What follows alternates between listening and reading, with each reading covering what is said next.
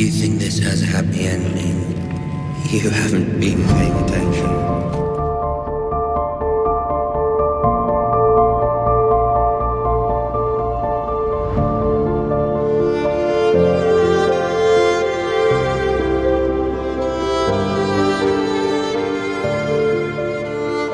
This was my father's Solar. He ruled the Riverlands from here wisely and well.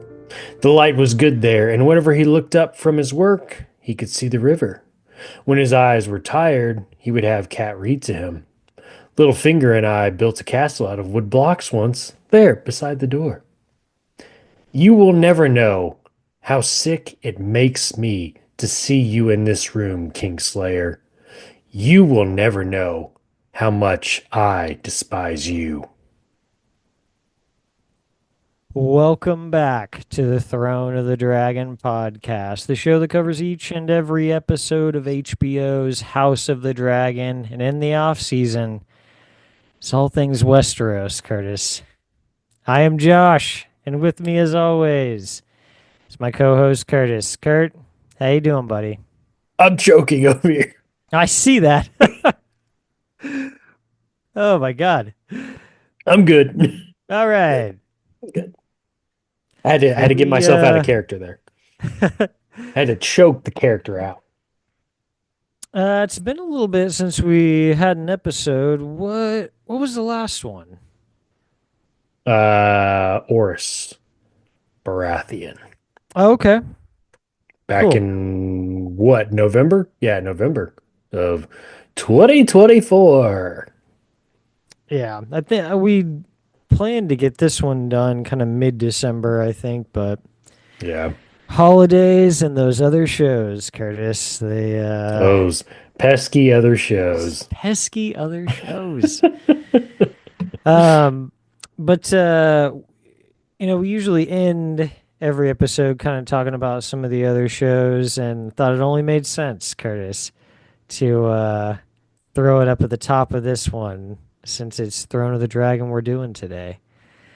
Just want to talk for a second about kind of where we'll be over the next couple months leading up to, what do you say? It's going to be June, right? Yes, everything that I've seen is June, like the beginning of June. Okay. Um, so from now till June, when Night of the Seven Kingdoms comes out, because we're going to be covering Night of the Seven Kingdoms just like we've done with House of the Dragon.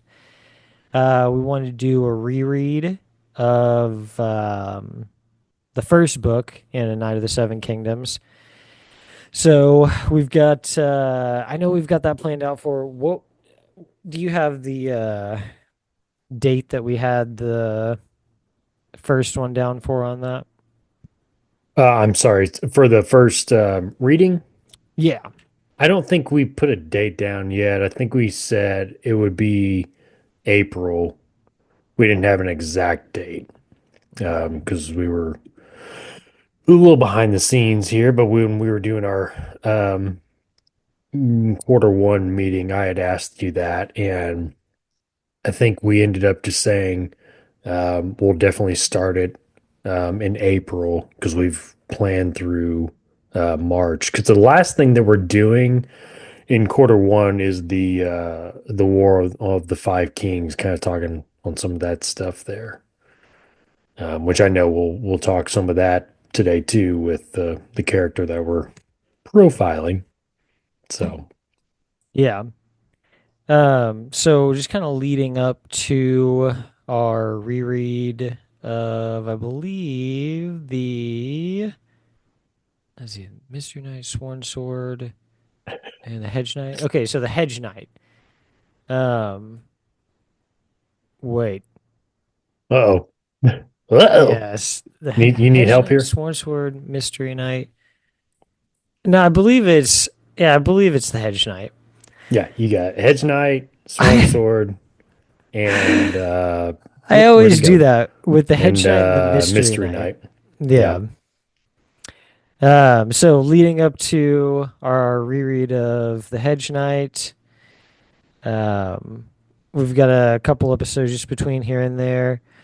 I've got one on Beric Dondarrion, which we'll be doing on the 9th of next month. And then, like Curtis said, the War of the Five Kings.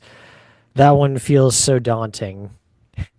There's just like so much, and it was kind of a relief in this episode, like when I was doing notes, to be able to like, okay, these are parts of the War of the Five Kings, but I kept having to like remind myself that like, okay, I don't need to cover No, I all of the know like stuff this is that the just beginning and then all the way to pertains. the end. Yeah, Yeah. I kept having to remind myself, I'm like, no, I'm just talking about Edmure here. So, Right. but all that to say, got a few more episodes here before we start the Hedge Knight. So make sure you guys are ready to read along with us on that and ready to watch that first season of Night of the Seven Kingdoms with us. Woo. But today, Curtis, today we are talking about Edmure Tully. Mm. What did I call him? Mm. Oh man. It was sort of the floppy fish or something like The that. limp fish of Limp River fish. Run. There you go. The limp Yeah. fish of River Run. Um, Yeah, yeah, yeah.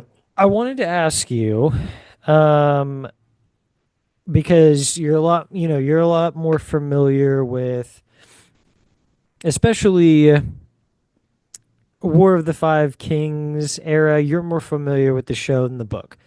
I would say now, kind of where we are, and having gone through Fire and Blood, I feel like stuff predating the show's time frame, you're probably a little more versed in book stuff, maybe more than show even. Let's, put that up against like House of the Dragon. So, or at least maybe it's more Eh. level for you, It's more Yeah, I even. mean, I was thinking about it today. The bad thing is with Game of Thrones and referencing to the show, dude, it's been several years since I finished watching that, and I haven't gone back yet because I haven't had that urge to go watch it again. Right. I can't, me personally, I'm one of those people that's like, I can't just like, all right, time to sit down and watch Game of Thrones again. It's like, Let's I gotta start it have like, over. gotta be inspired. I gotta have, Okay. you know, so, um, so with the show, it's been a little while. So even like when you bring up sometimes of like, oh, I remember in the show, it's like, yeah, I don't remember. Like, yes, of course. Yeah, no. I remember that last season not being as good. Was that when that happened? Right. Like, no. Happened in the first season. Oh. Yeah, see the last season being so bad just overshadowed everything else before it. Okay. No, that's not what it is. It's just more of it's just been quite a while since I mean, heck, even like season one. Because I don't even think it wasn't like a deal where like I really binged it too. It was, but it wasn't like, oh, I watched season one, then like I left it for like a month or two. It wasn't like that. It was just like I probably got like through like an episode or two like every day, maybe for quite a while. But anyway, Okay. it's just been quite a while since I've watched the show. So Yeah. This it's is on one the of list. those, yeah. I mean, the show, the books, it's one of those things that like it takes several times through, I feel like, to really be retaining Oh the yeah, because there's bulk just of so much. everything. I mean, when I think after we got done this last summer with House of the Dragon season two, I went back on the audiobook and restarted Fire and Blood. And I got through quite a bit. I mean, I got through at least the conquest, but some other things kind of took charge and so I kind of drifted off of that. But it was one of those where it's like I was listening to it and it's like, okay, yeah, I remember that. I remember that. But then there were some things too. I was like, I don't remember that. But yeah, I think you're right though. It's like there's just so much in the books and then the shows. It's like it's yeah, it takes multiple read-throughs or rewatches to really remember a lot of stuff. But It's dense, it's thick. it's dense, like a history book. Yeah. What was your general opinion of Edmure Tully before we really started looking into him? I guess you would have to go with mainly show Yeah, I was because about to say it would have to be show for me because that's yeah, all I really knew of him until preparing for this, doing a little reading, which was connected to the books. But he, I agree with your nickname, the limp fish. He just that look to him of his character on the show just looked like, buh, you know. It's like this guy, he's not going to do anything to me. Come on now, you know. like I feel like doofus is the perfect He's the guy wearing the dunce hat. word for yeah, for what they kind of try to turn him into, yeah. Um I don't know why it made me think of this, but you said the dunce hat. What is in your mind? What's the medieval version of a dunce hat? Of a dunce hat, I guess Yep. it would be like the jester hat or something, maybe. Really? I guess. I don't know what else would it be. Mine is, I also call it the medieval idiot hat, but it's the flat leather cap with the Okay. ear Yeah. covers Yeah, that just the ear like covers. hangs down. It offers really no protection at all. And it's always on some character who's just like the biggest moron. Like just Right. he might as well be wearing the dunce cap. It's a status symbol. Yeah, for sure. Yeah. I, Like I could agree with the that. phrase are always wearing That's true. them. Yeah, that's true. Yeah, and I feel like that would have worked perfectly on Edmure's character in the show. Yeah. Yeah, I Um, agree. the show Because really I don't plays even in. like reading his like profile stuff on Mm, like some of the different websites that are going with the book. Um, it seemed different from what I remember of like from the show. He seems more confident in himself and he doesn't seem like an idiot, you know, right. or a dunce, medieval dunce. I don't know why the show decided to go with the angle of kind of making him be the screw up, you know? Yeah. Um, he has, we'll talk about it, but in the Battle of the Fords, he kind of messes things up for Rob, and it does cause a lot of things to happen. It's kind of it's a domino effect from there that causes things to happen where you got to start asking some hard questions at a certain point. You got to ask, does the red wedding happen? If Rob's plan works. So we'll talk about that a little bit when we get there, but Yeah. um okay, so let's talk about his just general description a little Yeah. Yeah. bit. Paint that picture for us, Josh. Oh yeah. I'm gonna close Uh my eyes. blue eyes, Ugh. auburn hair, red beard. Those things do not go together. Um all of which like doesn't look anything like the character No, on not even TV. close. Um Not even close. yeah, they really made some choices with this one. He is the only living son of Hoster Tully and Manessa Went, and he has two sisters, Lysa and Catelyn. Um, just a little bit of trivia for you, Curtis. Who's the oldest sibling there? Wasn't it oh shoot. Is it Lysa?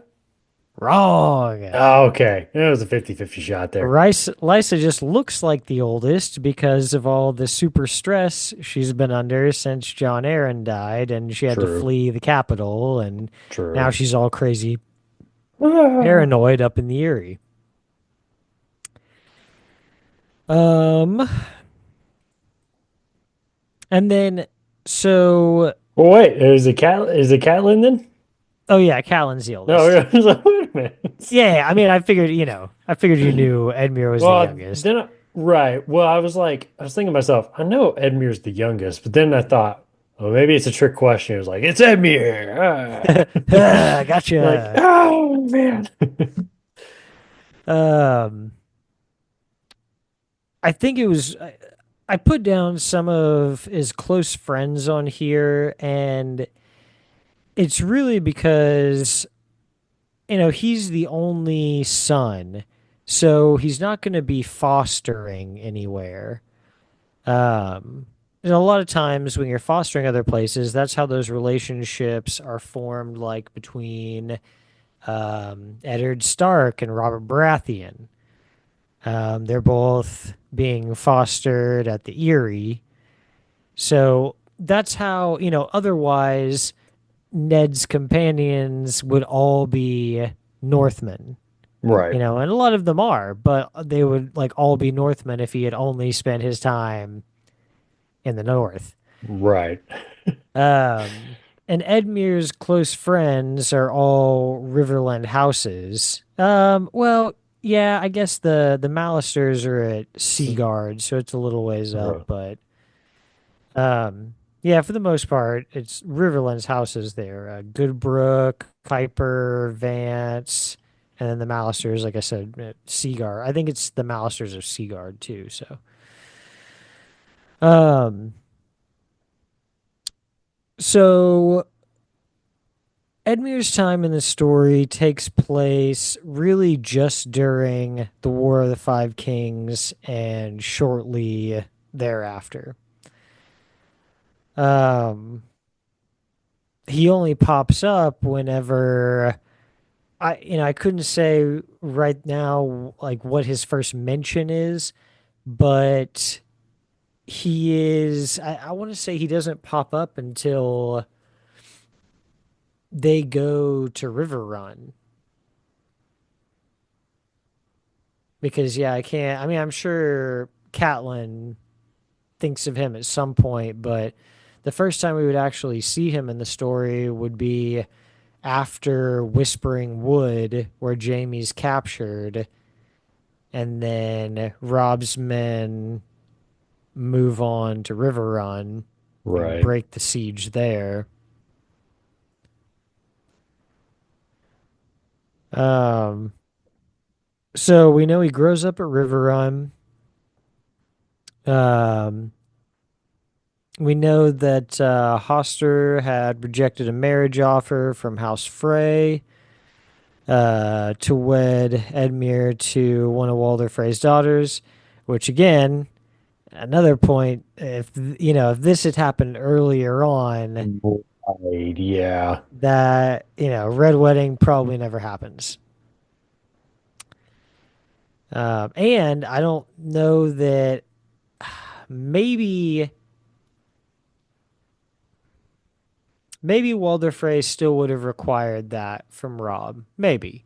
Because I mean, you still have other children, he would like a you daughter, know. yeah, to be queen. Yeah. So, Yeah. But I think it would have bound them a little bit closer. right. It would have helped for sure. Yeah. And yeah, okay, we can think about this for a sec. So let's say that yeah, Hoster had agreed to this. So there's already that bond between them. Right.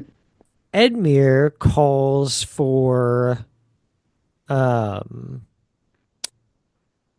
Walder um when Gregor Clegane and Tywin are going through the Riverlands just burning and Hmm. um but Walder Frey holds his men off. They had fallen they were falling back slowly to River Run because they were just losing ground. And I guess okay, the siege still happens, but if Walder had sent his men, that's like 4,000, around 4,000 men Right. to add to their forces. It's not enough, I don't think, to beat Tywin's army because he and Jaime But were it's rolling around something with though, like, man. you know, 50 to Right. 30,000 men, something like that.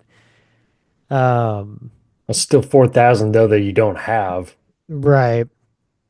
They definitely could have put up a better defense, but in the end, yeah, I don't know if it ends up mattering as much. There just would have been closer ties there.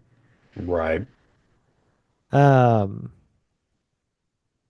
and then Hoster sends an offer to House Martell um, for, I believe it's Doran's daughter.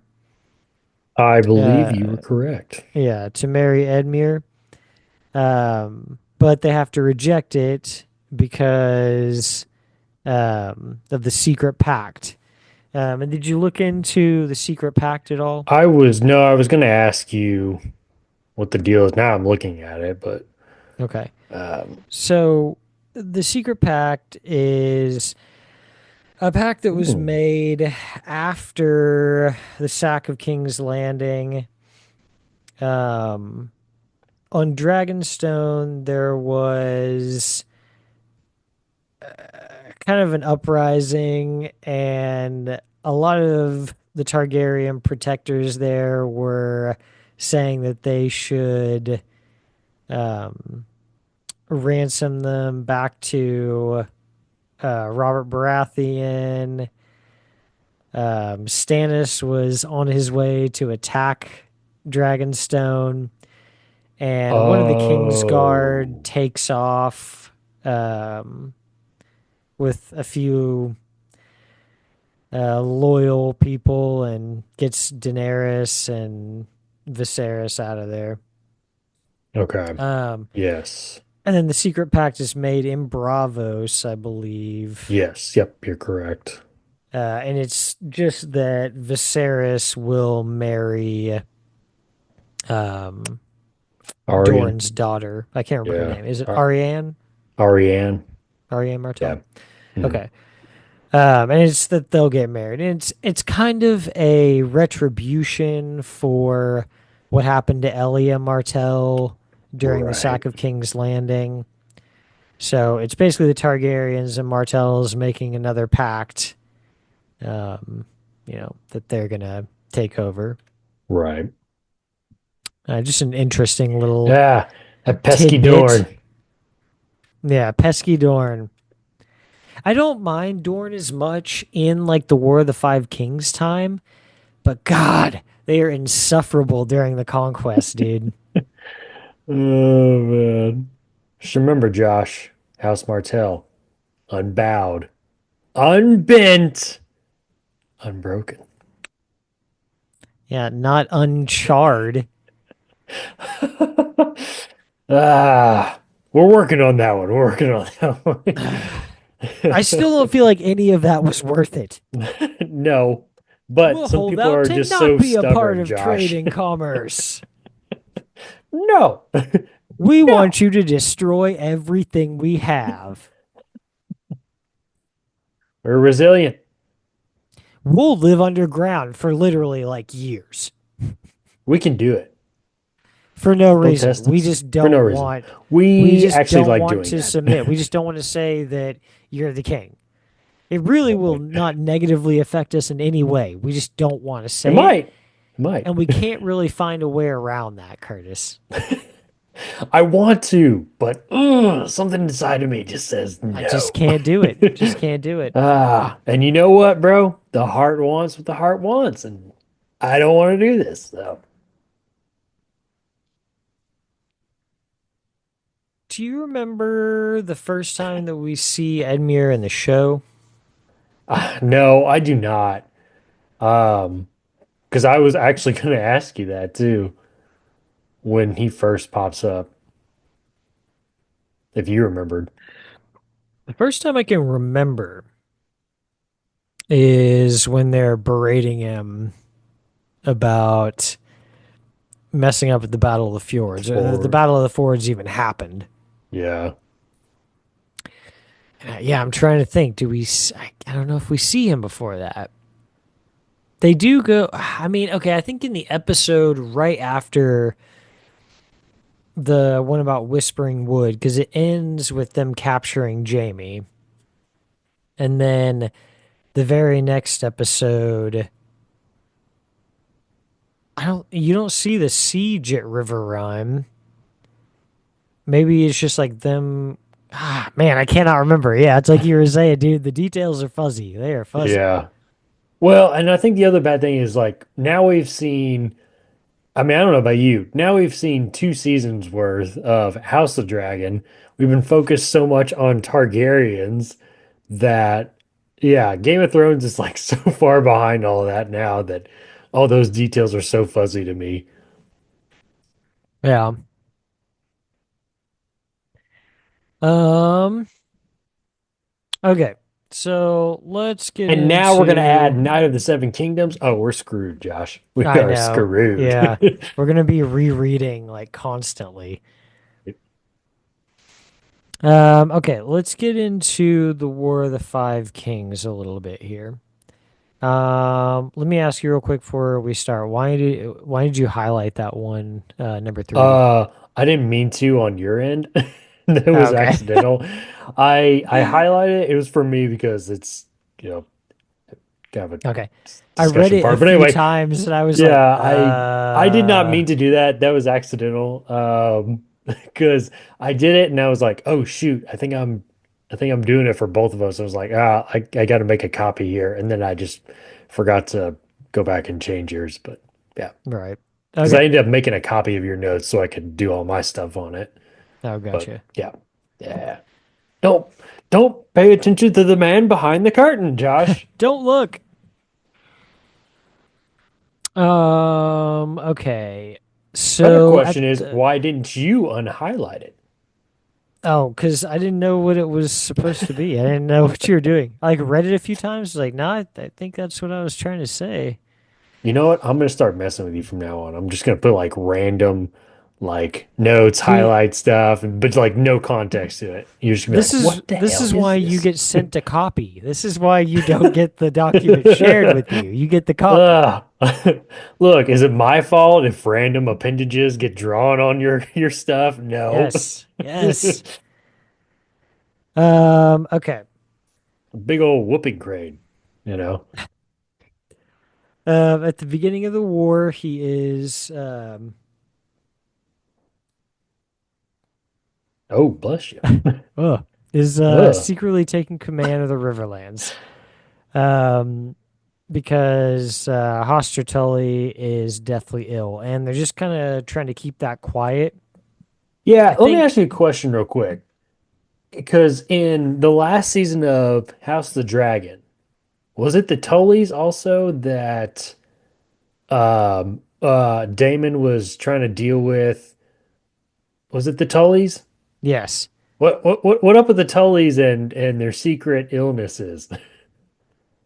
Yeah, I don't know. I mean, in Edmure's case, it makes more sense in Oscar's case because he's so young, you Right, know, and he's the heir. And right, so I think in his case, it makes more sense because it's like people wouldn't have as much faith in a child, right. or trust a To child lead as them, much. yeah. Um, So I think that's probably why for him. But for Edmure, it's like he's not a child, you know? Right. Um, and though I think a lot of people would see him as like maybe not the same warrior that his father was, or the same kind of lord as his father was, Yeah. maybe that's kind of his reasoning that he just feels like people aren't really ready to follow him. Follow-up Plus, question. I think, at the onset of a war like this, it's probably not the best time to reveal that you're weak in some area. True. Yeah, that's very true. Uh, do we just run out of Muppet names, or when we got to Edmure and Hoster? Those I Yeah, don't I remember those guess. being Muppet I don't names. remember Hoster, the Muppet, but Yeah, yeah, yeah, yeah. Anyway, um in Edmure's letter to Catelyn, he tells her that he's sent the lords Piper and Vance to guard the Golden Tooth. And one of my favorite little quotes there: "We will yield no foot of Tully land without soaking it in Lannister blood." Ah, blood. That's one of the things Uh, that, like, oh man, I love Edmure. Like, book Edmure is like so much cooler. right. The Yeah, quote I we can't. started off with. Right. I can't see TV show Edmure saying that Oh, without being like putting his hand or my hand on his shoulder and be like, "Yeah, okay, all right, all right, buddy, there, buddy. whatever you Yeah, say." you tussle his hair a little Yeah, bit. yeah, all right. Yeah. Um, why do you think that he didn't tell? Just kind of a little side note, but why do you think he didn't tell his sister about their dad being ill? If I'm sure Hoster already knows what's happening, that Eddard's been taken prisoner, he's been Right, killed, Rob's raised all the armies of the north, they're coming south, you know. Um, I'm sure Hoster knows what's happening. And he knows that Catelyn's at his side now. And if Edmure tells her that he's dying, she's going to want to leave there and come straight to him.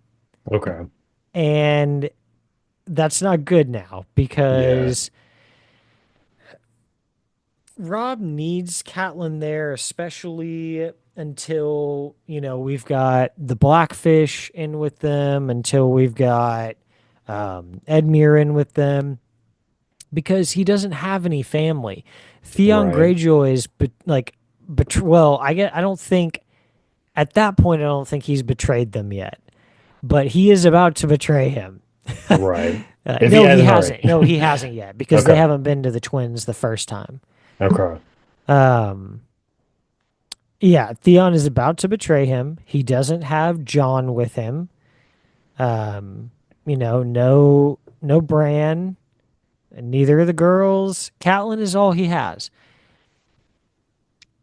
The only one of his bannermen at this time that I'm concerned with is Roose Bolton, because the Starks can't trust the Boltons. Nah, ain't nothing wrong with the Boltons, Josh. What are you talking about? Oh my Have you God. seen their flag, All Josh? right, There's a Curtis man. Bolton. There's a man on their flayed. What's like so concerning about that? You Oh know, my God. that should be your first sign to not trust somebody like that. You know, that'd be There's a like pink saying, "Yeah, man. yeah, Jeffrey Dahmer, bro, he's cool, man. That's my homie." You know, no, no, bro. Um, yeah, because Rob Would you say can't. that's a pink man? Is that what you said? Yeah, the pink man. It's just Yeah, a pink man. the man doesn't have any skin. The man has no skin, Josh. Um, yeah, I think Hoster's thinking that Catelyn will leave Rob to Strategic. go Yeah. be with him, and she needs to be there close to tell him, the things that What to do? Ned would Yeah. have if, yeah, Right. he had been Because you there. have to think too, it's like he is so new to all this, Rob, you Right, know. So everybody that he can have around him that he trusts or that he could trust to give him good, sane advice needs to be there, and she's the main one, right. you know. And a lot of his bannermen are experienced, Yes. trustworthy. Yes. They are super loyal to the Starks. Especially those Boltons, man. No. Um, but yeah, I think that's a strategy move. Like Yeah, that's what I think you're Hoster's right. doing. I don't think he's allowing Edmure to let her know. Um, so yeah, that's the first move he makes, is to send the Pipers and the Vances to guard the pass at the Golden Tooth. Um, okay, like we said earlier, Walder Frey's summoned by Edmure, but he doesn't show. And yeah, we kind of talked about how if the marriage pact had been sealed, it probably wouldn't made much of a difference. They could have maybe bloodied Tywin and Gregor Clegane's forces a little bit more, but Do you in the win end, the actual battle though? Yeah. well, I think the siege of River Run still happens because Yeah. Tywin's army and Jaime's army are separated. So and it was Jaime's army that's sieging River Run. So ultimately, I don't think it matters. But um, so what do you think about this, Curtis? Do the swing houses like the Freys and the Karstarks have too much power? And if they do, when these things happen, like it does with the Karstarks, how should they be handled? Because So oftentimes it's like houses like this that end up having just as many, if not more men than you do, and you're their liege lord, you know? right, exactly. Yeah. I can't really speak wholeheartedly on the Karstarks because I was trying to read into their house and I couldn't really because like with the phrase, what's their big thing? They hold the twins. Right. And as we saw in the last season of House of Dragon, season two, that's a major area because for um, Rhaenyra and her side and the Northmen, they need that crossing to get through. And so here, again, Rob and his men need that crossing to get through, to get south. Well, it's like You could hundreds of you I miles was or gonna say something to go around. you could still go around, but it's gonna kill you. I mean, you're just gonna kill your supplies. It's gonna tire your men out, and that's not gonna be good for morale. That's not gonna be good for anybody, Josh. It's not gonna be good for So, anyone. so with the phrase, I feel like that's their big thing is the twins, and they know that that's a big key for them. Now, I was going to ask you with the Karstarks, what's their, whereas, like I said, the phrase have the hold of the twins and the crossing there. What's more of the Karstarks calling card or their upper hand to make them a swing house? They have one of the largest armies in the Is it north. just the largest armies? Okay. Yeah, I Yeah. mean, them and the Boltons, I think, have the, Well, but here's the thing about it. If you're in a situation like these two houses and you know you have something that somebody needs, what are you going to do, Josh? You're going to exploit it. You know, you're going to right. hold it hostage, basically. So the question becomes, okay, like you were just saying, how do you handle that then? If you're Rob Stark, how do you Well, handle before, having good? no, just before, we go to that point, like how, Rob would specifically like deal with, like the Well, I Karstarks. was just using him as an example. I just throwing out a name. Okay. Let's say your name then. How would you, Josh? How should you Oh, handle that? I'm not asking you. I'm going to tell you what you can do. okay, You cool. know, no, but just like how should these swing houses like the Freys and the Karstarks be handled? Well, I feel like really you only have two choices. Either play the game of gaining their allegiances through marriage or trade or whatever, or you start your own little war with them and you just try to overthrow them so you can take hold of their armies or the twins, the crossing or whatever. But then at that point, then it just becomes a vicious cycle because somebody else is going to try to eat you, and then a bigger fish is going to try to eat you, and then a bigger fish is going to try to eat you, you know? So then you just come into this like vicious circle of constant bloodshed over a strategic thing, you know? So I don't know, man. In the end, you got to play the game, right? I think your first point is probably the way it should be handled. I think these things should Oh, yeah. be Bloodshed should be probably, last, man. I think marriage is probably the best way to ensure that a lot of these big houses don't decide they want to flip on you. Right. Um, That's why we see it all throughout Game of Thrones, House of the Dragon, and who knows, probably in Night of the Seven Kingdoms too. And in overall, Westeros history in the books and everything is marriage pacts are like they're like money, dude. It's like money. It's a currency basically, you know. Right. So, It's a it's a big trading chip, right. Yes. Like um spices and herbs. and I think that's probably the best way to handle it. Yeah. I guess we can talk about the specific point of how Rob deals with that. And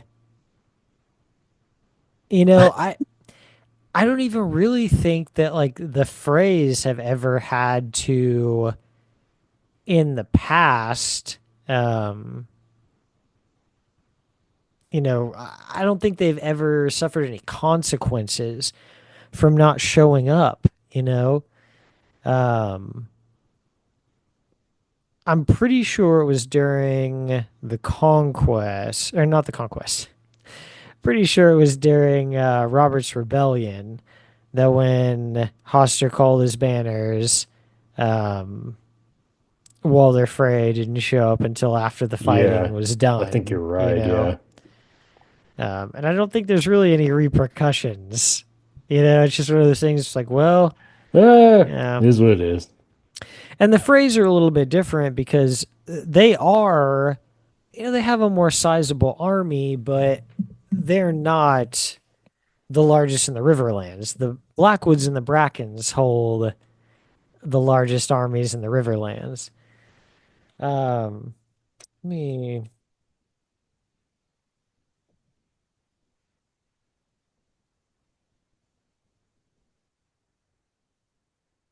What are you looking up? Um, Because of the levies of Lord Walder Frey, another of Bannermen, arrived after the decisive battle of the Trident. Oster has since referred to Walder as the, quote, late Lord Frey. Mm-mm-mm. Yeah. okay, no, I guess the Brackens only have a. This says the Brackens only have about 3,000 men during the War of the Five Kings. House Piper has 2,000. The Vances have 1,200. Well, there's the Vances of Wayfarer's Rest and the Vances of Etrata, and together they have about 2,000 men. Let me check the Blackwoods real quick. The Blackwoods. Which that was something when I was reading through to get ready for this episode. It was like, oh shoot, they're on the same side again. Ah. Okay, the The Blackwoods have Brackens and the about Blackwoods. 3,000 about that time too. So the Freys do have the most men at this time, 3,600 to about 4,000 on the long Is end. it, let me ask some, is it a risk? We're talking Blackwoods and Brackens here. Is it a risk to try to get them together on the same side for your army? Because at any Um, time they could piss each other off and then just start a civil war basically within your camp. I think on paper, yes, potentially, but we always see them come together for some much larger cause. Like in Right. peacetime, they've got plenty of time to shit talk each other at the border, you know. Yeah. Um, I don't know why, but I'm just picturing them at the border, like just mooning each other and like flipping each other off. Hey, Bracken, screw you. Um, uh, I totally lost my train of no, thought now. sorry. Oh, we always see them, yeah, come together for these bigger causes. And in the dance, we see them both decide that they're going to come together to fight for Rhaenyra and Daemon. Um, in the So War of the far. Five Kings, we see them come together under Rob's banners. They're there at the King of the North um, rally, like that rally cry in the beginning. Yeah, you're saying it And wrong, Josh. It's What? King of the North. King of the North. North. Yeah. And you can't even say it one time. You have to say it like two or three times in a row. Yeah. Uh, Um, they're both there in that chant, because this is in the show. It really, I feel like they never really like lay that out for you, but it's the kingdom of the North and Rivers is like what they are looking to establish because after lifting the siege of River Run, they basically have this idea that like, okay, North's splitting off, like we're gonna split off with them too, and we'll be the kingdom of the North and Rivers, and it'll be the North all the way down to the right, Reach, pretty much, right. Um, so they get on the same side for the right leaders. I think is the right way to put that. Oscar Okay. Tully was the right leader. Um, I think that Rob is the right leader, especially at this time. Um, once he breaks his oath, it's kind of like, okay, well, what, after that, like he starts making bad choices. So, Yeah. okay. Yeah, these army sizes. Back on track. Edmure's scattered border forces are defeated, and Jaime Lannister's army beats the Piper and Vance's back of the Golden Tooth before defeating Edmure River Run and being captured. Not Jaime being captured, but Edmure being captured. Right. Um, in the Battle of the Whispering Wood is where Jaime is captured by Robb Stark's men. Then his army outside River Run is defeated after they move in. Titus Blackwood leads a sortie out of River Run to rescue Edmure, though he does sustain injuries during. Edmure does, not Titus. Um, the Red Comet, Curtis. What do you know about the Red Comet? It's is a referred to as an omen, and I believe that let's see here. Um, so he with Edmure, of course, who knows out there at the same time when this red comet comes around, who sees it and thinks the same thing as him.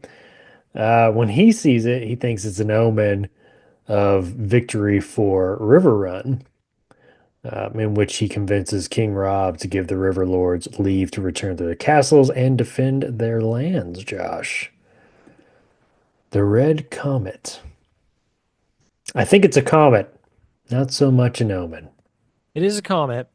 Um, yeah, so the beginning of A Clash of Kings starts with the Red Comet, and several people see it, and Bleeding star. they Nice. see it as an omen for whatever.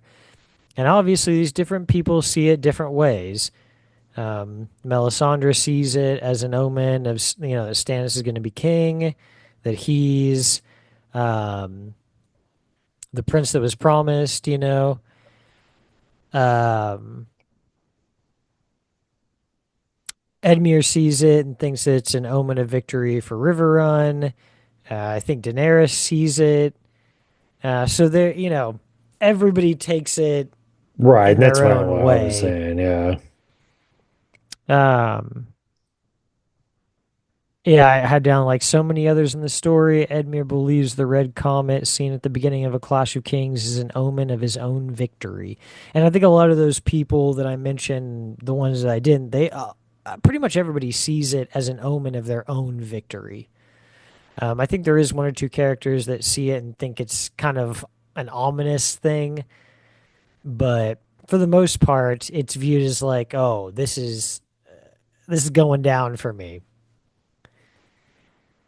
Um, we see he has a lot of compassion for his people, which is another thing that you just don't really see in the show.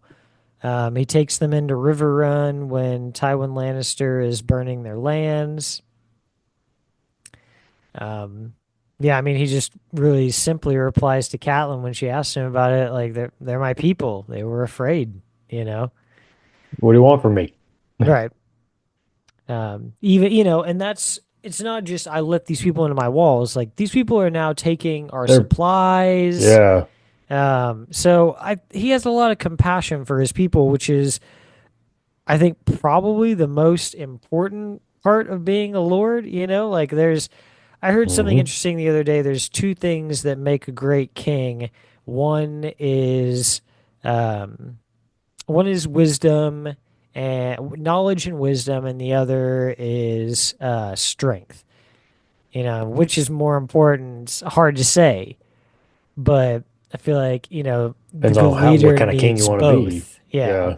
So, and I do feel like Edmure has both, so I feel like he would be a good Lord of Riverrun. Book Edmure, not show Edmure. Yeah, not show. Yeah. With show, I'm in the same boat as Sansa. Uncle, just sit down over there. Just take your seat. Take a seat. We'll get to you eventually. Um, Refreshing. delicious, delicious Waterloo summerberry. This The taste of episode of summer in the middle of winter. Throne of the Dragon is brought to you by Waterloo. Sponsor us. Don't chug it. Don't do that. Don't Don't do that. don't do Just that. speaking from experience.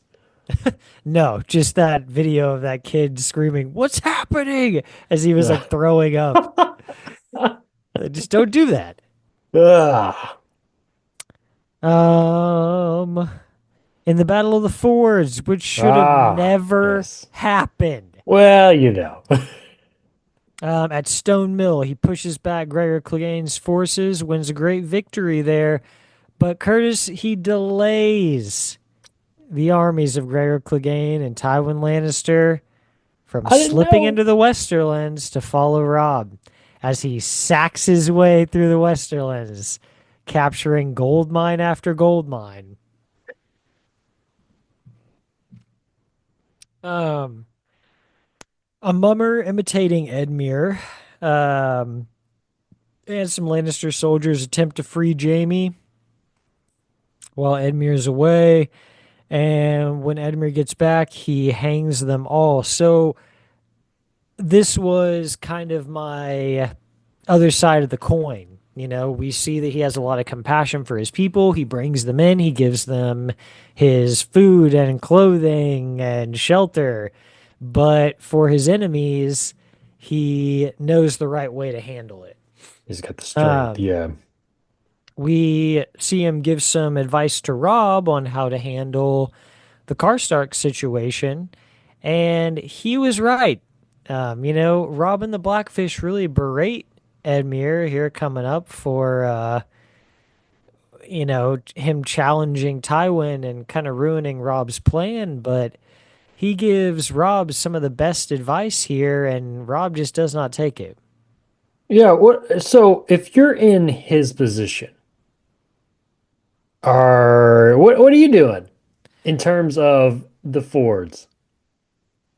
Edmure, Yeah. I probably put up the fight because Right. Robb and the Blackfish didn't tell Nobody me told me. anything. They just told me So to hold that spot. Yeah. yeah. So I'm sitting there thinking, because Well, or you're they were asking me, supposed to cover, like, they were supposed to make sure that they weren't going to retreat. They were basically just right, supposed to hold that spot. right. I mean, you're kind of luring them in Right. until you can close the net on them, basically, Yeah. by getting behind them. But, I mean, we want to talk about who's really at fault here, Josh? It ain't Edmure. How am I doing something wrong if I don't even know what the plan was? Right. And so I personally believe because this was Rob's plan. Now, who knows? He probably had some other people in on it with him too that were helping him plan this stuff. But to not tell everybody? And is that just a deal of a rookie mistake, or is it a guy?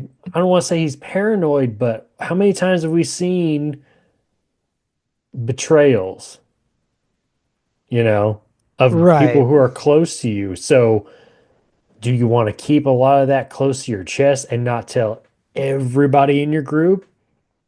Or do you go ahead and tell everybody in your group and the risk grows that somebody may betray you and then you get sacked because you fall into a trap there at the fords, you know? I think it's a sensitive situation.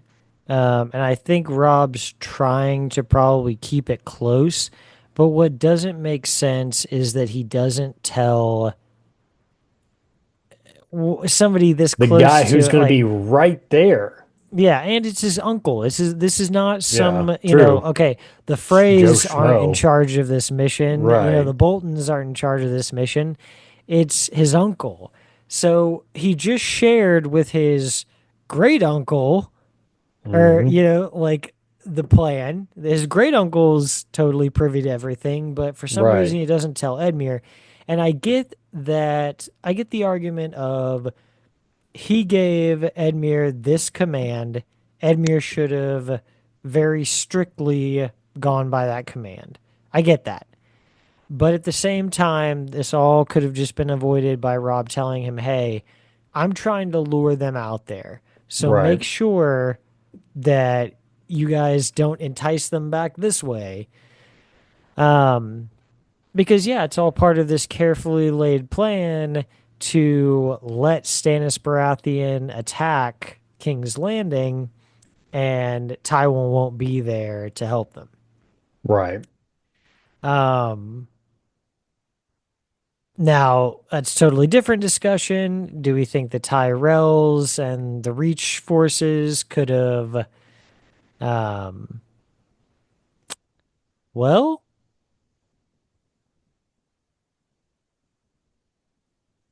okay, yeah, okay. So Renly's already dead at that point. So yeah, the forces of the Reach have come over to either the Crown or Stannis. It's kind of like they just go both ways. Right. It's kind of split. Yeah. So yeah, I guess that's a separate discussion. Even without Tywin's armies there, could the armies of the Reach have held off Stannis at King's Landing? Yeah. Tough to say. That wildfire really was, That was a feels like big, yeah, the that was the a big biggest factor. blow Right. to Stannis's forces. So Yeah. I just feel bad for, at this point, I feel bad for Edmure because like he's just doing what he's been taught to do to fight when the enemy comes. And now you're and not even like I mean you're getting like both ways. They're praising him in front of everybody, right? Oh, you did such a good job, buddy. You did such a good job. And then they go in private and it's like, what the hell were you thinking? What? I, you're just praising me out here, you know? right, The good cop, bad cop, Well, yeah, which way is it? So now you're getting berated for doing what you're just naturally born to do in that instance. Is like, here's the enemy. Okay, we're gonna fight them. And then now to make up for it later on, oh, okay, Rob, you didn't live up to your pact with the phrase, so you decided you want to marry oh, what's her name over here? What's her name? Jenny, Jane. Well, Jane, it's Jane Westerling in Jane the book. Westerling. Yeah, yeah. I You want to refuse marry to her instead? acknowledge that other girl. Yeah. As oh, okay. So no, I gotta make up for your bad, right? Okay. Now, I mean, it kind of ends up good for him because she's not like, homely or anything. It's better looking than what he thought she was gonna be, but still though, I mean, it's like now he's getting like drugged through the mud even more because Rob decided he didn't want to tell him. Right. And then Like, the what the Karstark hell, thing man? comes up and he's like, "Hey man, I think actually we should like keep him as a hostage because that's a Right. lot of guys." And Rob's like, Yeah. "Nah, don't." Nah. What are you Yeah. doing? Which I will say, I was talking about this a little bit last night. I do feel like that is probably what Eddard would have done. And I do think Rob is a good reflection of him there. Um, there's a lot of moments where we see John and Rob and they're good reflections of the way I think Ned would have handled those situations. Right. I don't think I think in that moment I think for sure Eddard like takes his head too and maybe he gives a more empowering speech afterwards to the Karstark men that's just like, hey, this is not what we came here to do. I gave direct orders that this not happen. You all came here to fight. You knew, that a lot of us would die. Right. Like we've lost too, like I've lost a lot of people You're, to this family you're not already. the only So one who's lost loved ones. yeah. So yeah, I think Ned probably handles it in the same way. What do you think? Yeah, I mean, I think you're right. I do think that Rob definitely reflects Ned for sure, and he probably would have handled it that way too. It just sucks for Edmure, man. Right, yeah. It just sucks for Edmure, but One mistake and then it all just starts going nobody's downhill. right. No, I mean, I you're mean, not he has always a going to pretty make the rough right run, dude. decisions. Oh, for He's sure. I he's mean, a well, he's prisoner still having a rough twice. run. Yeah, like it's tough for Yeah. him. Um, okay, let's talk about the infamous funeral boat scene. Uh, in the show, Failure. it's definitely like they just try to make him out to be incompetent, you Right. know? Like he just can't shoot the boat. Like, he just sucks. Like not a good archer. When in the book it's more like he's just so pulled down by this loss. Distraught. Yeah. Yeah, that he just can't do this and he in the show the blackfish comes over, rips the bow out of his hand, and fires it. In the book, Edmure gives the bow to Brendan to do it, you know? Yeah. Two totally different emotions there, man, for Yeah. sure. Which again, it's like, okay, what was the show trying to go for? Because if you're not convinced by that point of what they're trying to make him out to be, of like a dunce, basically, I mean, I don't know what else you would think that they're trying to do, you know?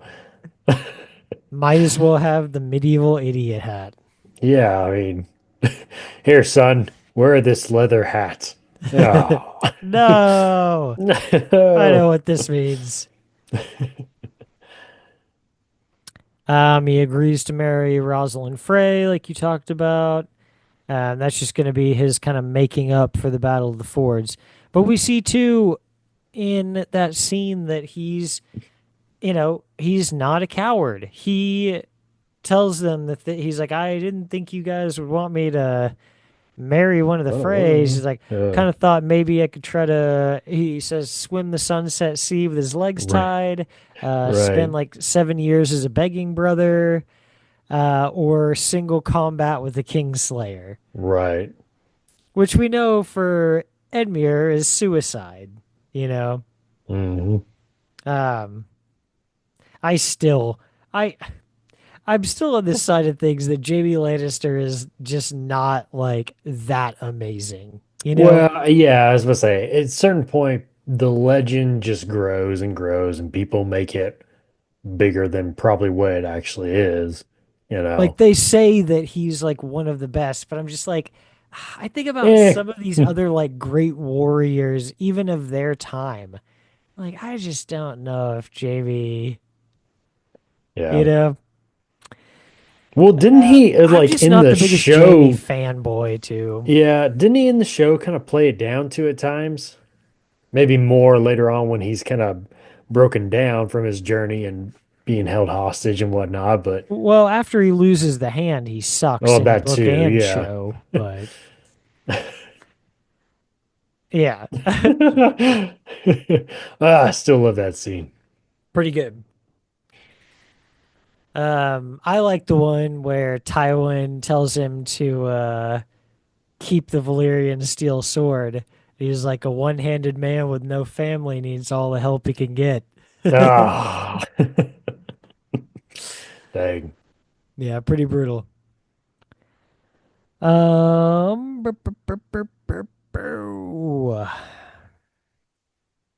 were we Red here? wedding. Red wedding. Oh yeah. At the Red Wedding, he's taken prisoner by his new father-in-law, Walder Frey.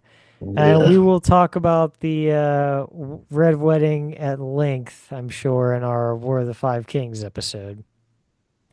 Well, that'll be another book to show place where I'll be like, I can't believe this. Because in the show, they just get slaughtered, you know? Like it's just everybody gets hit immediately, everybody's They dead. forgot how to fight. Right. Yeah. In the book, it's like chaos. Like tables Yeah. are being flipped over, guys are like, trying to wriggle weapons off of dead guys. Like they're making a barricade with the tables. There's a whole there's a fight, setting up here. And a Yeah. lot of those guys get taken prisoner um because they need to pacify a lot of these lords who are still back home who still have a sizable army out there. Right. Um, the Glovers and the Mallisters. Um, so, um, after Joffrey Baratheon's death, Yeah. his brother, Little King Tommen, my favorite king. Uh, No, little fat Tommen, he's great. little fatty It, Tommen. yeah, I mean, in the book, He's he's fat, so but awkward in bed. he's just a little chubby guy in the book. Hmm. Um, Yeah, Little King Tommen issues bills of attainder against Edmure and Brendan, and says that Riverrun is going to go to Emmon Frey. Curtis, do you know what a bill of attainder I is? don't. What is it, Okay, Josh?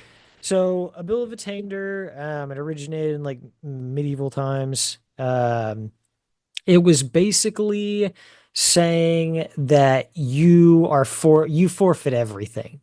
Oh, Like okay. I'm stripping you of everything, and by everything, Curtis, I mean everything, because Even my clothes? I'm gonna take away all of your lands and holdings, all your titles. I'm going to kill you, and I'm also going to keep you from being able to pass on those lands and titles to any of your kin. So it's basically a black mark. Like you're Right. done. Um, and they're gonna give it over to Emmon Frey. Um, and the Freys are gonna be the new Lords of Riverrun going forward here. Bleh. Another big book and show difference. After everything that happens in A Feast for Crows, which is when Edmure's in captivity, in the show, he somehow just pops back up as Lord of Riverrun. You know? Magic. It's the magic of production, Josh. Well, it feels like, and I would have to go back and look. I meant to, but I'd have to go back and look. If I remember right, in the show, it feels like it goes from Jamie having him go in to surrender Riverrun to we don't see him again until the Great Council. And that just leads me to believe that, yeah, we go from he's just released into River Run. Then it's like, okay, actually, you guys are still going to be the Lords of River Run. Like, what? Like Uh, all these papers have been drawn up, plus like I never remember Jamie like telling him that's okay. Whenever they're talking about how this is all going to go down. right. In the book, he leaves after he releases the castle to be a hostage at Castle Rock. Um, so yeah, just more differences there where I'm like, that doesn't really make any sense though. Like it had already been promised to these other people. Um, okay, and then something just kind of think about as we go into the next section here. This is at the end of A Storm of Swords. So the deaths of his sisters and his father, and being separated from his wife, and what will be his future child, and the mental state that all kind of puts him in for the beginning of this next book as he begins his captivity. Um, Right. yeah, just something to think about there. Mm. He is all that's left.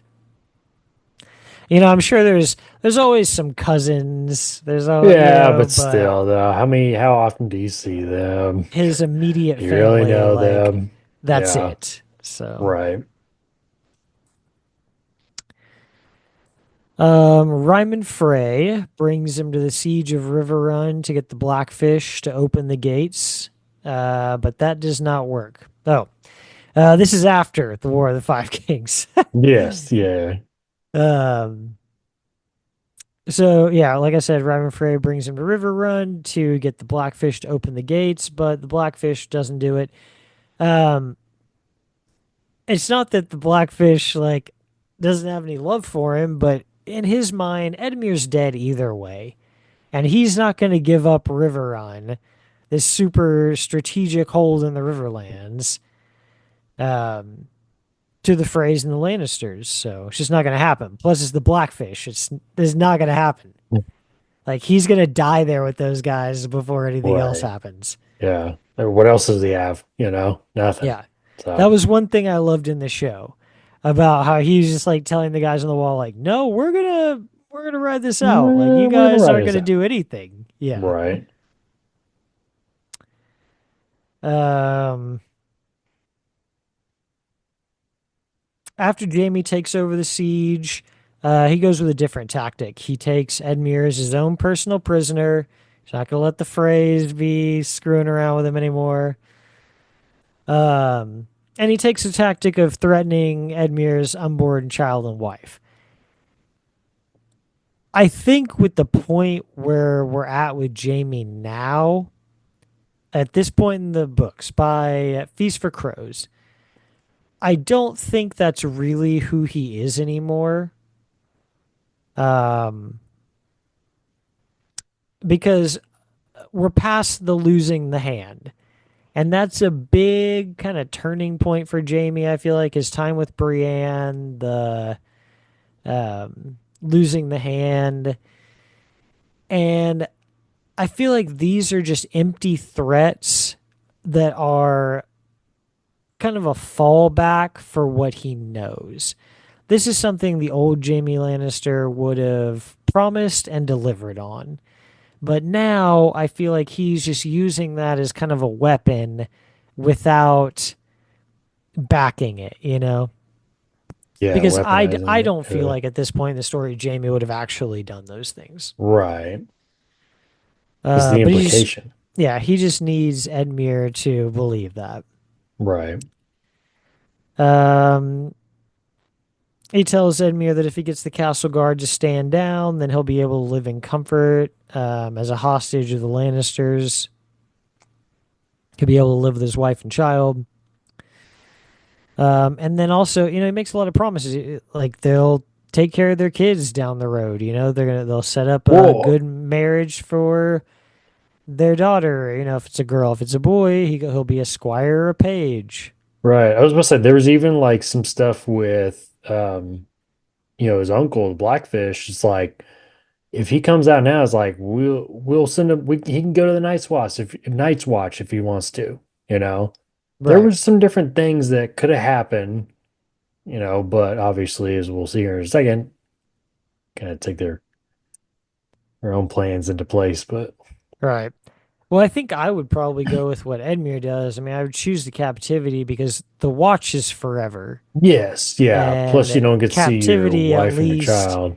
like the tables might Yes, turn here at some point, you right. know? I'm just saying there was a lot of different options on the table for him and his uncle too. Yeah. So,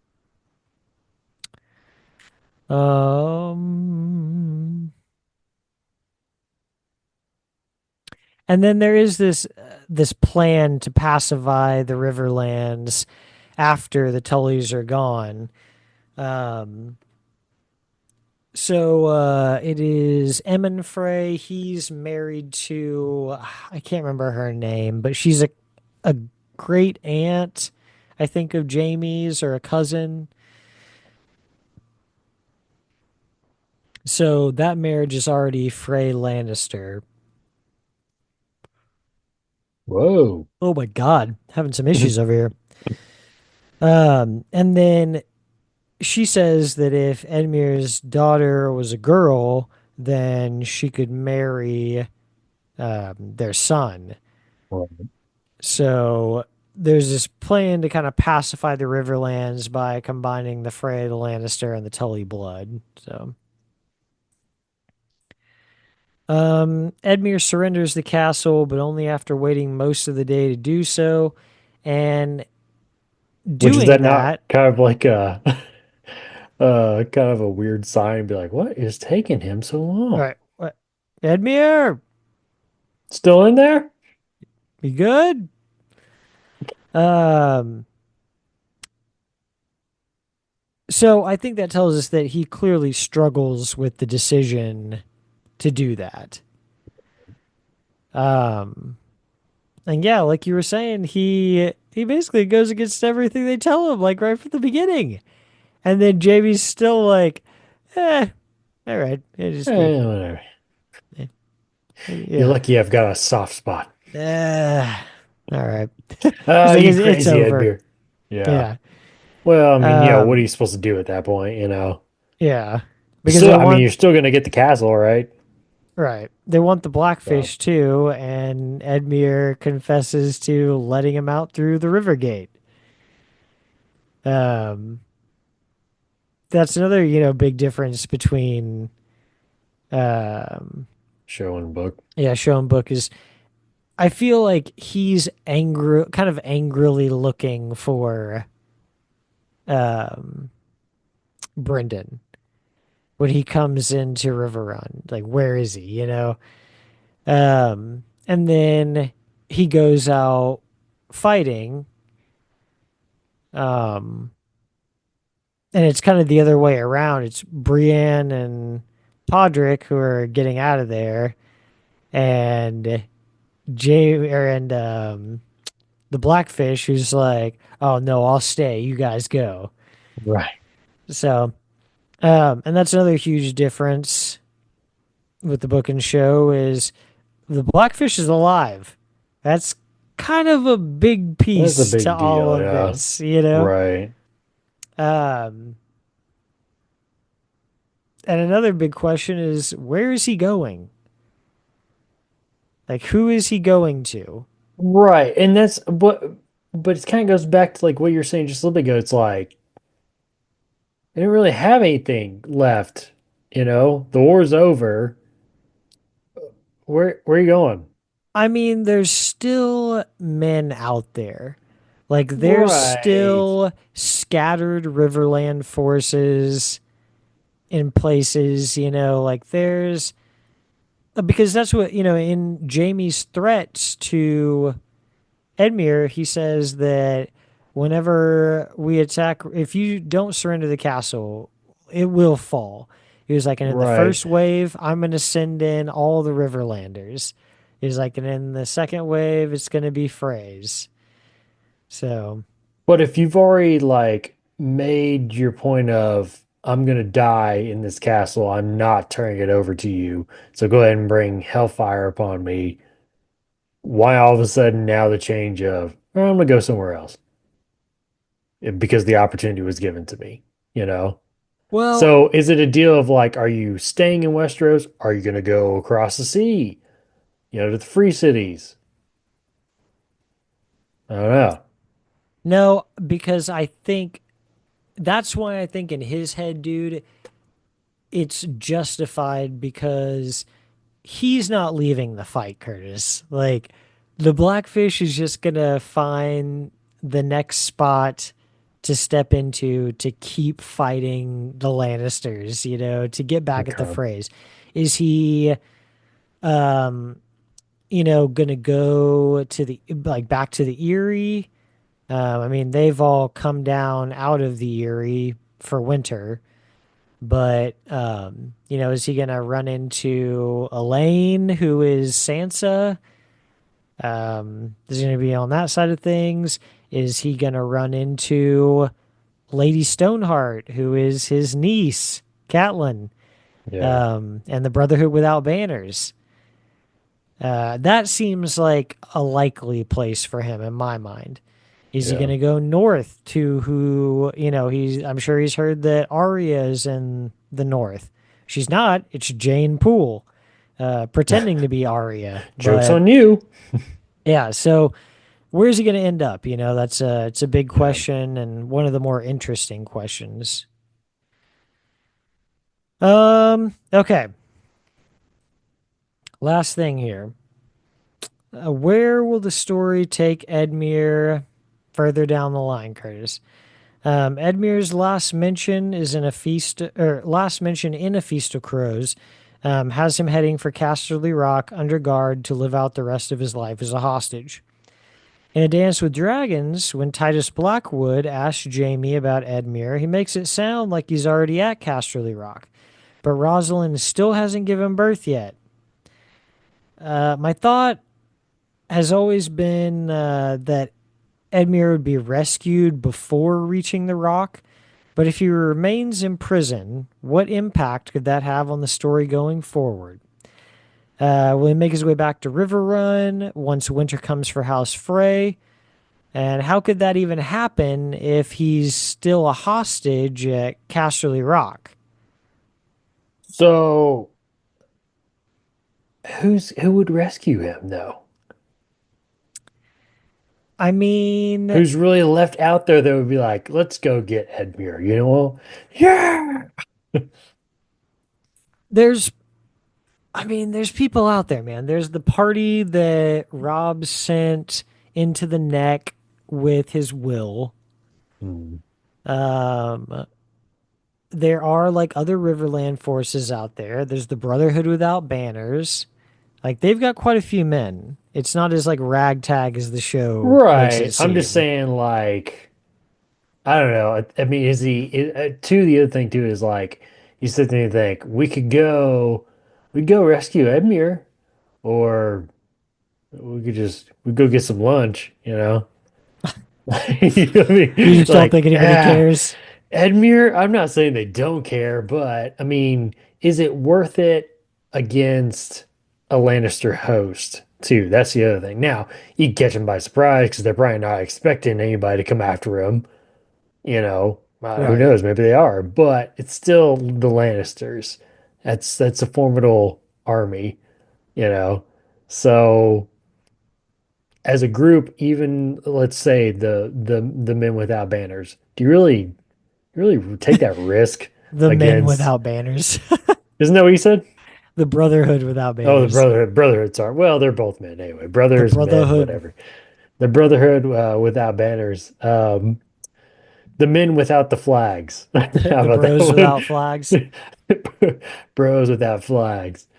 I like that one better. Um, Why I does it feel mean, like dude, Doctors Without Borders? no, my gosh.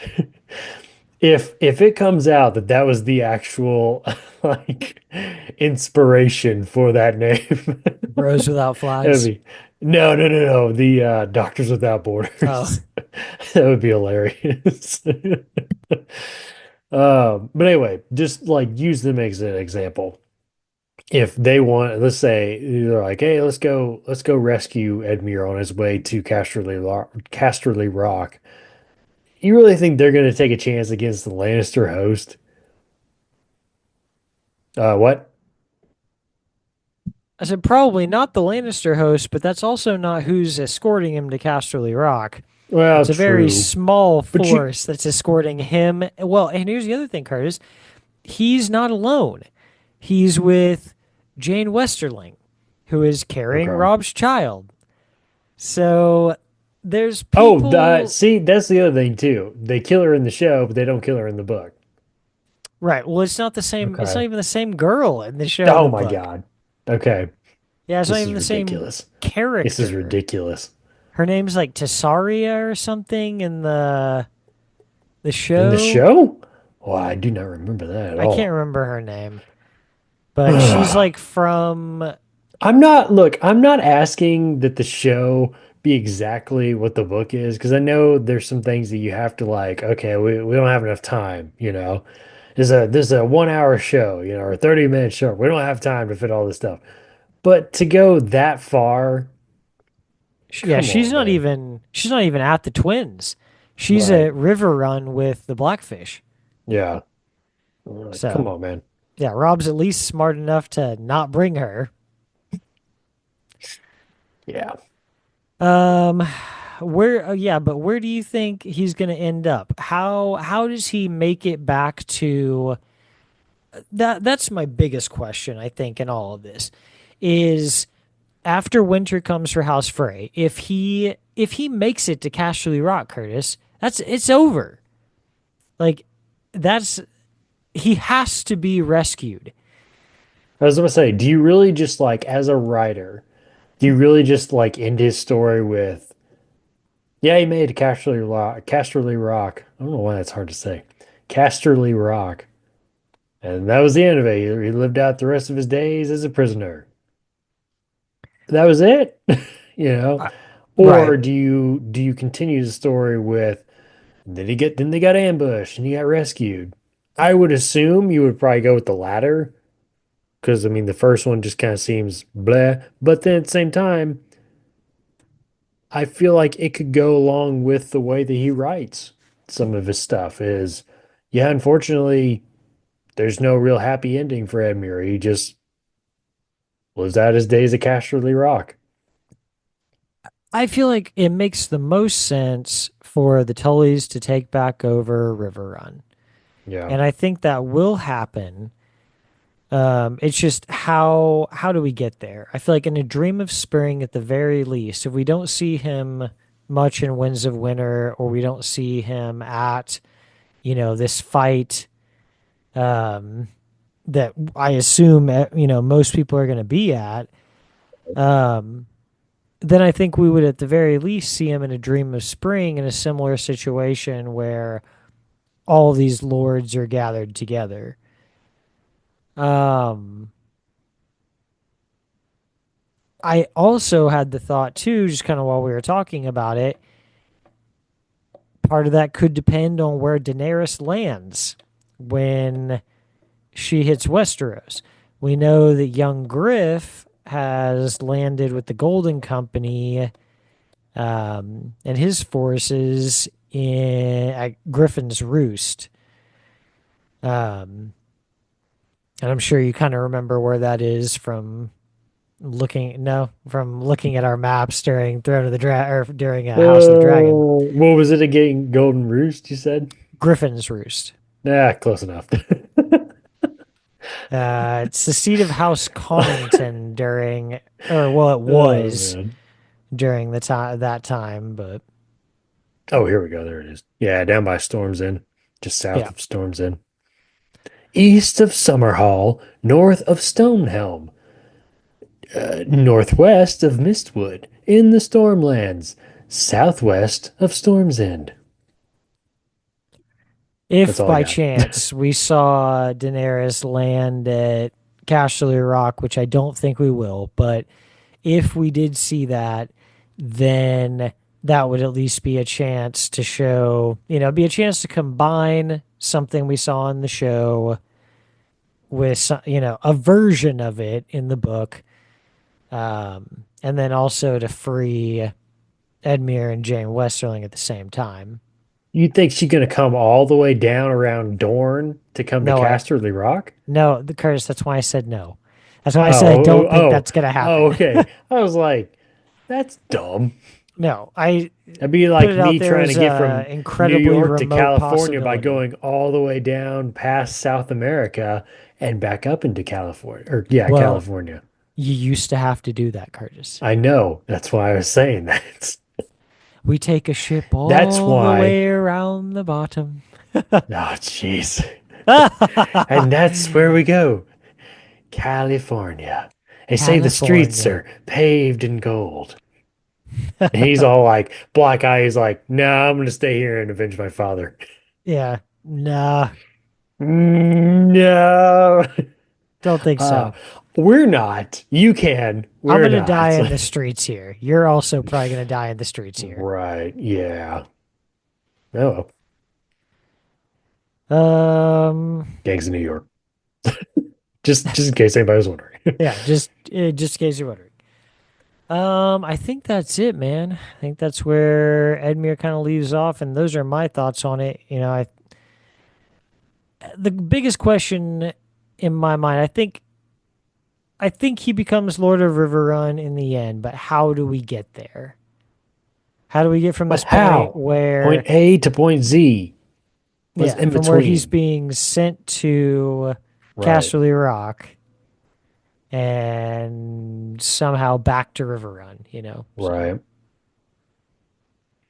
I'm feel still going. free. I'm still going with the whole. He's just gonna live out his days at Casterly Rock. No, no, No. I won't accept that. Feel free to I won't leave accept. your thoughts on that down in the comments. Your thoughts on any of the questions that we kind of put to each other and to you guys today. We'd definitely like to talk to you guys about some of those different topics. We've been dying to talk Um, about these topics with you. we're dying about it.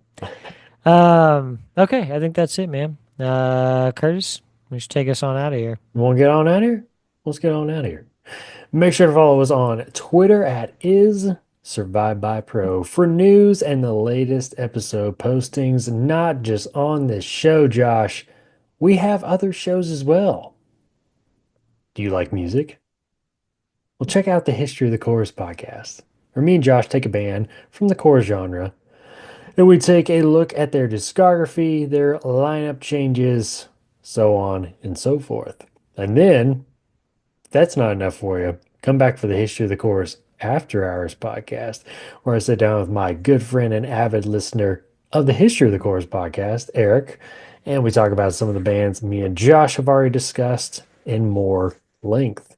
And hey, if you don't like music, but you like TV shows and movies, If you're a psycho who doesn't like music, if you're living under a rock, no, we also have the OG of this very production company here, the Red Right Hand podcast, where it all began, Josh. Yes, the Red Right Hand, where we covered all 6 seasons of the BBC slash Netflix hit show, The Peaky Blinders. And hey, guess what? we're There's a back, movie baby. coming. We're back. They can't keep us down. This next week, there will be a brand new episode where we'll be talking about the new movie coming out, hopefully this year, but more than likely probably at the beginning of next year, which is, yeah, it is what it is. But we'll be talking some plots, taking a look at some production pictures, some cast list, so on and so forth. So be on the lookout for that episode as well. And yeah, Josh already discussed what was going on here at the Throne of the Dragon podcast upcoming. What was it again, Josh? Real quick, what's our next one? Beric Dondarrion. Yes, and then we'll go into extra detailed depth of the 5 hour episode of the War of the Five Kings. Josh will be so delirious by the end of it, I He would say I won't think know which I've way's up or down. vastly underestimated one episode. Yeah. I don't think is enough to contain all Well, of and that, that's but that's what I was gonna say is like it might be better to kind of like chop it up into parts. yeah, If you can find some good like stopping points at certain places, then yeah, you could probably chop it up into like what, three or four, yeah. maybe five or whatever. Five for the five kings who are at war. So Might yeah, be something that we start that first week and don't end up finishing until after um, we're through Night of the Seven Kingdoms, because that'll, with our schedule, the other shows, that'll start running us up against having to do the reread. right. So, Yep. And yeah, speaking of the reread, again, like we talked about earlier, the in April, that's when we're going to start getting into A Night of the Seven Kingdoms book in preparation of the TV show A Night of the Seven Kingdoms. So if you have the book, dust it off. If you don't have the book, go buy it. Audio version or physical copy. We could care less. and read along with us. And join us. Come. We're not reading Rainbow, but we can still read with you. So We can still do anything. we can still do anything. Also, while you're on Twitter, make sure to follow my co-host at Joshua Lynn Gary. It's right there, right below him, just in case you need a visual aid. Make sure to leave us a 5-star review and write us a comment on whatever podcast service you're using. And if you want to listen to us and see our smiling faces, you can head on over to our YouTube page and Spotify as well. Just search Is Survived By Productions, and that'll have every episode from all of our shows. Subscribe to the channel. Thumbs up the video. Alrighty, Josh. Till the next episode of Throne of the Dragon podcast, where we're talking about the character Beric Dondarrion. What do we always like to say, Josh? If you think this has a happy ending, you haven't been paying attention.